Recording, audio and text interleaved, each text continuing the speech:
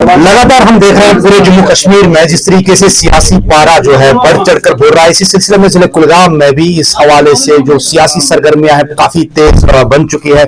हमारे साथ बात करने के लिए मौजूद है सीपीआईएम के सीनियर लीडर मामजूद तारिक आमिर साहब, जो किसी तारुफ के मोहताज भी नहीं है। तारिक आमिर साहब, सबसे पहले आपका खैर मकदम है, चूंकि हम देख रहे हैं ग्राउंड जीरो पे देख रहे हैं सियासी उथल पुथल, वोटर्स को लुभाने की कोशिश की जा रही है, और इसी बीच जो जमात इस्लामिया के और इतने बाकी सारे मैदान में उतरने की बात, तो इस हवाले से आपकी क्या रिएक्शन है?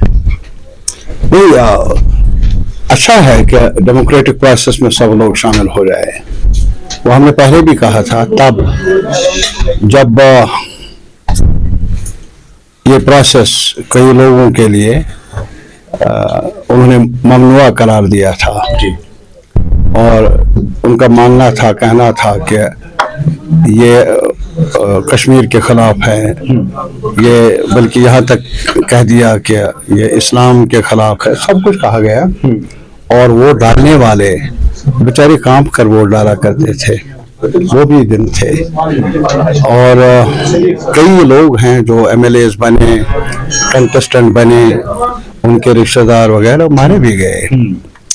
बहरहाल मैं इसलिए कहता हूँ क्या नया नहीं है जमात इस्लामी का इलेक्टोरल प्रोसेस में शामिल होना। उन्होंने 72 में, जब मैं जेल में था रियासी में, तब उन्होंने हिस्सा लिया। जब महाजर आयशुमारी पर पाबंदी लगा दी, तब नेशनल कॉन्फ्रेंस नहीं थी, तो उनको प्रोसेस में शामिल होने का मौका नहीं मिला।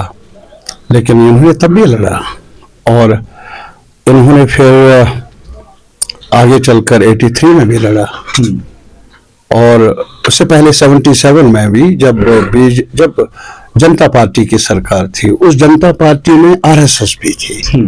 तो जनता पार्टी का जब यूनिट यहाँ बना, तो शेख साहब के खिलाफ उन कुव्वतों ने एक मोर्चा भी संभाला, और जमाती इस्लामी दुआगो थी उस मोर्चे की जो शेख साहब के खिलाफ खड़ा था, जो जनता पार्टी ने यहाँ कायम किया था। मैं हिस्ट्री की बात जी बिल्कुल, तब भी, लेकिन उस वक्त बड़ी मुश्किल से एक सीट उनको मिली, और जो पहले 5 सीटें मिली थी, कुलगाम में 2 सीटें मिली थी। नया नहीं है मेरे लिए। और अब ये कभी कभार कहते हैं कि हमने इसलिए ये रास्ता चला नहीं क्योंकि 87 में रिगिंग हुई। बिल्कुल। अरे मुझे बताइए कि क्या कुलगाम में भी रिगिंग हुई थी? तब भी उनका ही नुमाइंदा यहाँ 87 में कामयाब हुआ जी। मैनिपुलेशन हुई होगी, मेरा मानना है। मेरा मानना ये वजह नहीं है, बल्कि हकीकत ये है क्या उन्होंने 87 में भी पार्टिसिपेट भी किया और एक सीट जीत भी ली यहाँ से। नया नहीं है। और फिर अब अगर आप यहाँ कुलगाम का, जब से मैंने इलेक्शन लड़ा, 2008 भी देख लीजिए, आप मालूम कर लीजिए अपने वोटर से, 2014 तब भी उन्होंने सामने आकर नहीं लड़ा, लेकिन पुष्ट पनाही की ना, जानते हैं लोग। जहाँ तक मुझे पता है कि हमने देखा कि माजी में काफी सारे मौके थे, न कि अभी 2024, लेकिन इससे पहले भी काफी सारे मौके इनके सामने आए, लेकिन इन्होंने उस वक्त भी वो पेशकश जो है ठुकराई। इस हवाले से पेशकश की बात नहीं है, और मैं तो ये कहूँगा शायद वो मान रहे थे कि सेल्फ डिटर्मिनेशन का मौके, जैसा कि उन्होंने चर्चे में लाया, और कश्मीर मुतनाज़ है, वो नैरेटिव बिल्ड किया। वो उनकी अपनी राय थी, बहुत सारे लोगों की, लेकिन उनमें बाकी लोगों में ये फर्क है, ये बदलने में बड़े तेज हैं, चेहरा बदलने में, मौके बदलने में बहुत आगे बढ़ रहे हैं। और अभी भी हमें कोई एतराज नहीं कि, लेकिन खुलकर सामने आ जाए ना, और बताए लोगों को। इतनी जल्दी से या इतनी सूरत से ये बदलाव क्यों?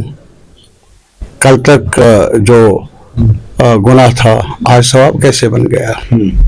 ये एक सवाल है ना आम लोगों के सामने। हम इल्जाम नहीं देते।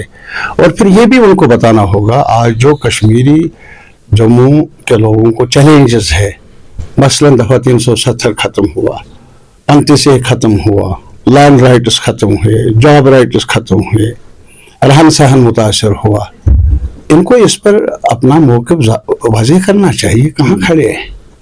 क्या वहाँ खामोश क्यों?